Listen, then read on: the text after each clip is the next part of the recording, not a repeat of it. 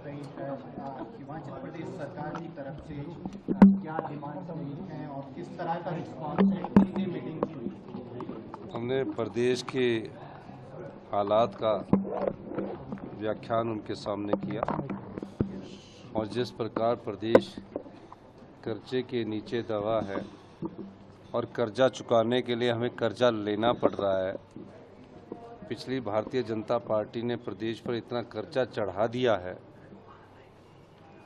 हमने उनके पास वो बात रखी।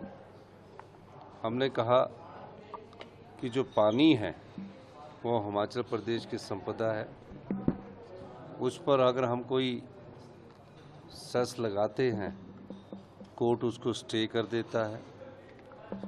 हमारे पास जंगल है, अगर हम नॉर्दर्न इंडिया के लंग्स हैं, अगर हम जंगल काटने की परमिशन देते हैं तो हम अपनी आय को बढ़ा सकते हैं, लेकिन उस संदर्भ में भी हमें उपेक्षा होती है।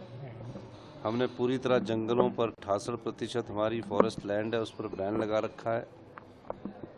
उस मामले को भी आप ध्यान में रखिए। और जो आरडीजी रेवेन्यू डेफिसिट ग्रांट जो हमें मिल रही है वो इस वर्ष सिर्फ 3000 करोड़ के करीब रह गई है। उससे पहले पिछली जो सरकार थी उस समय 10-10 हज़ार करोड़ रुपए आती थी, अब सिर्फ 3000 करोड़ रुपया रह गई है। और भी कई मुद्दे हैं जो हमने अपनी प्रेजेंटेशन में रखे हैं, उस प्रेजेंटेशन की कॉपी आपको दे देंगे। हमने कहा कि हमारा आरडीजी ग्रांट का दायरा बढ़ना चाहिए। 41% जो टैक्सेस में हम स्टेट्स के बीच बढ़ते हैं उसमें हिल स्टेट का खास ख्याल रखा जाना चाहिए।